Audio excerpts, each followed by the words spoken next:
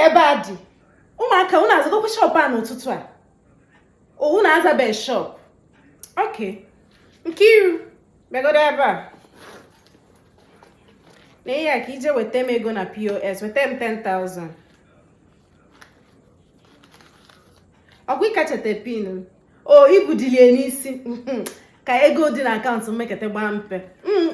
nachi na iweta 10,000 naira ije na ọkwa nwaanyị ofe akwa hapụtago gotelu m isi ya tinyelu m akwala anụ si ya tinyekwa ofe akwa ọfụma ụkwụ ihe o tinye ụbọchị a hey never me never ya gbakwalụ m Christmas ka ebe afụla ego nwa nna season nke a ọta akwa m ka mebe bịa akụọma idogokwelu m atachi ngwa gị dọ ọ kakwalụ gị mma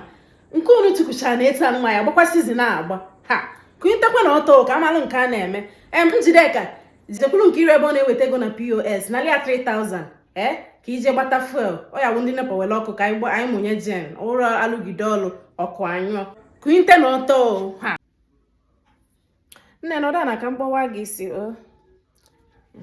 nna ya alụ na-enwu m ọkụ Njide biko jegoro ka ijegote m Pepsi nwụrụ anwụ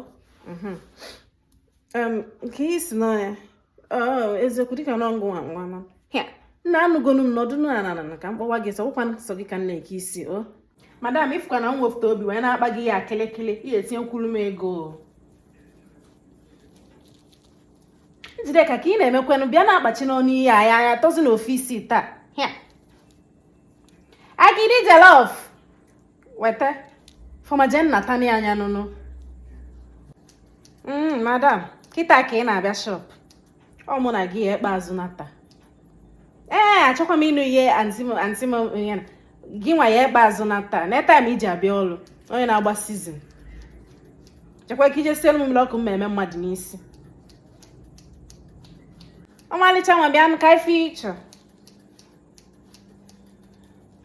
okay na fone tegoro ka mfu okay ya akpọwa ya ele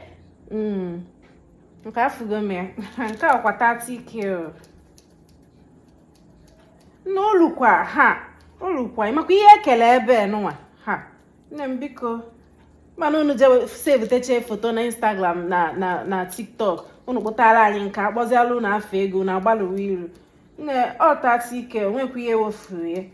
na-eka aka na ha afụcha m ofu nke a ifeọmalafịa ụnọ chọrọ ya hapụ biko ama ayọ mmadụ ayọ nwaanyị anụ ọkpọzikwa gị kwọsị na ọ na-abịa